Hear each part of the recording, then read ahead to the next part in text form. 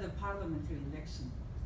So 1 year after the parliamentary election, we intentionally make it separate election because we want president can have a chance to be elected from other parties, different parties than that year's election wave, you know.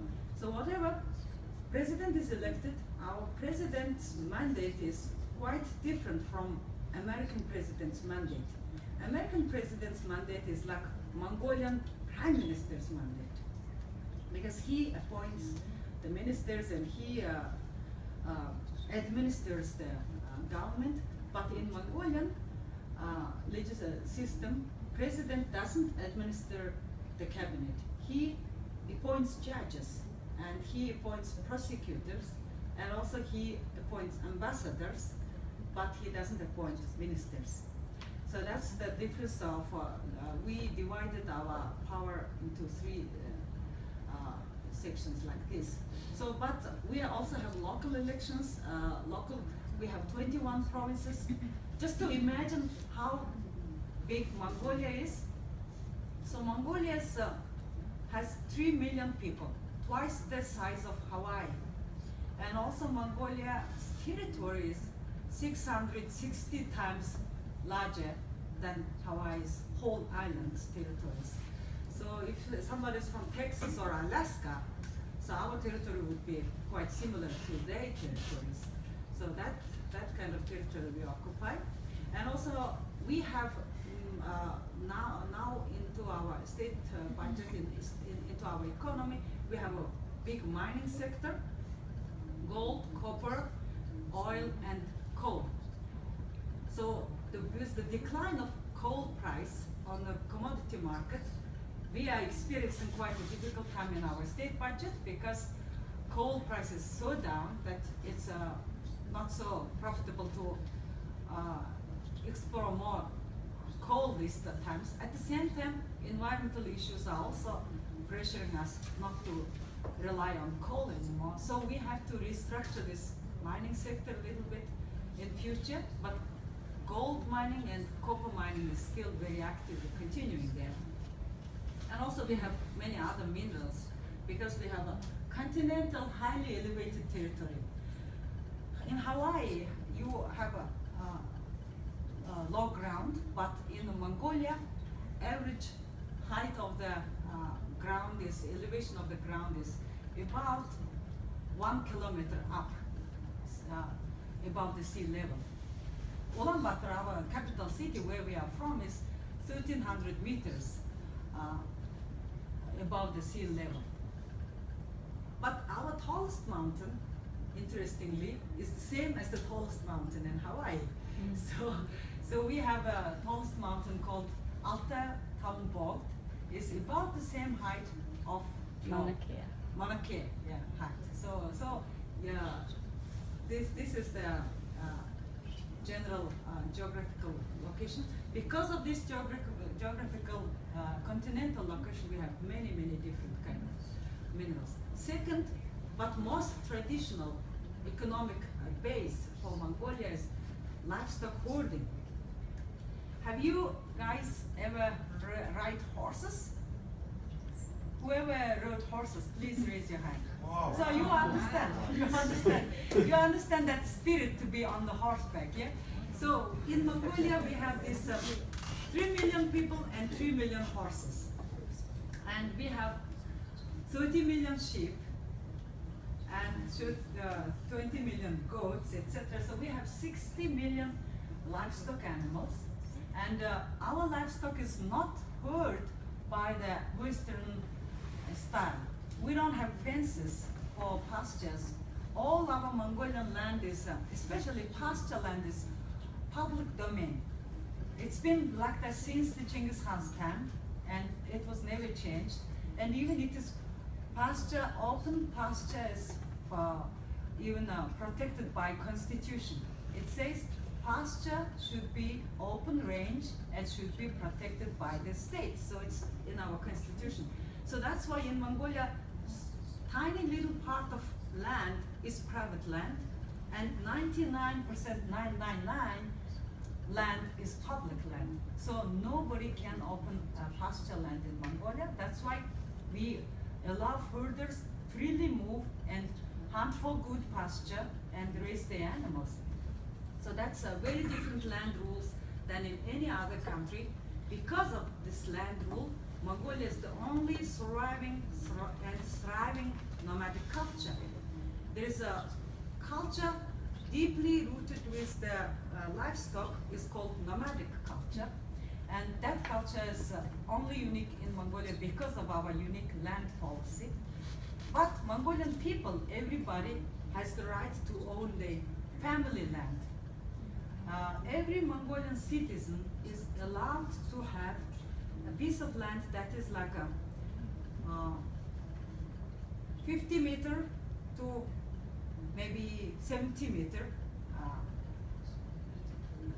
kind of land is allowed to be given to everybody for free. So once you have a Mongolian passport, once you are born as a Mongolian, from day one you have the right to own a land. And you can put your ID into the computer system, and every other quarter there is a land lottery going on, and you can pick a land. And my daughter and my granddaughter both, for example, put their IDs into the computer system, and my daughter one day messages me saying, "Mom, I own a land," because her ID was selected that day. So my son is still trying to get the land, but he's not selected yet. I, of course, have my own land because I had my own family yard before, so that land is given to me for free. So everybody in this group probably all have land. And that's happening in Mongolia because land is so enough that everybody is given for land. So that's a different, very different land policy. And then, of course, we have our own agriculture.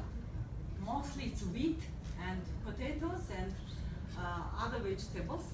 And also because we have so much livestock, meat, milk, cashmere, wool, and all this animal leather, all these are our main raw materials for our other productions. So we have manufacturing of these goods, and because we have also lots of land, dirt, we also have a very large construction industry and also construction materials industry, like cement, etc., are all supplied domestically.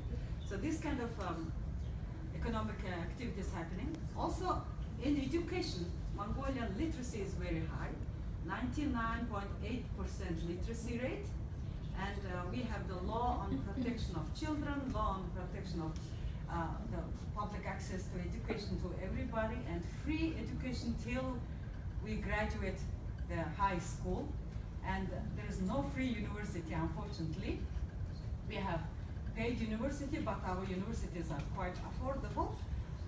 Some universities are quite expensive, but most universities are affordable. But Mongolian students, of course, also strive to study in US, and I myself studied in US. I had my master's at Stanford University, and all our MPs and their children got very good education somewhere, and some of them are studying in US too. And then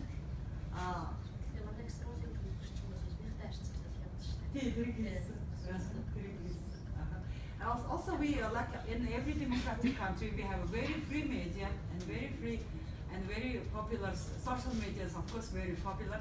Just to tell you one latest example about social media, when Oscar happened in just a day ago, Mongolian fans of Leonardo DiCaprio went to Buddhist church, Buddhist monasteries, and paid for chant for Leonardo DiCaprio so that he could win Oscar. And after he won, all the fans showed their tickets on the Twitter and shared it with everybody, saying that, okay, thanks to the Buddhist chant, Leonardo won. So this kind of things happen. Of course, we have many television channels, and one secret of why Mongolia's democracy was so peaceful and so successful is because we are very, very straightforward and open people.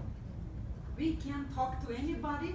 There is very egalitarian society, and women and men and adults and children and everybody is very egalitarian, and everybody can freely exchange information.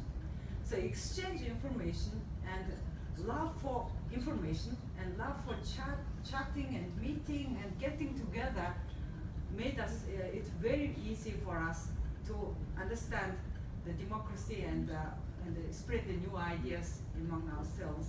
And also because we are the nation on the horseback, even so everybody has a car now, there's so much traffic jam. But in countryside, for example, the campaigning for the long distances and to reach out each other was a fun job for us, because everybody likes to travel either on horse or on a motorcycle or on cars. So we would like to answer your questions, and also we would like to congratulate you for being interested in politics, because politics is very important for young people. Because if young people don't understand or not interested in politics, the future of their country will be in jeopardy. Only young people will change their own country and their own futures when they become politicians.